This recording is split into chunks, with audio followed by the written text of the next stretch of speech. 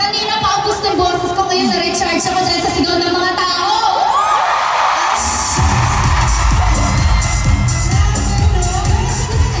Lahat ng kanta natin, alam nila. Tama, correct. Tama ba ako ng dinig kanina?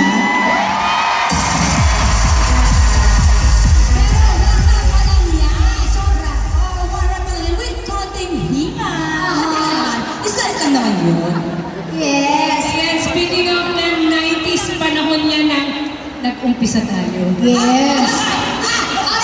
Wait lang. Sa 90s, di ba? 90s. Hindi na tayo 17. Ano na ako, 47, Char?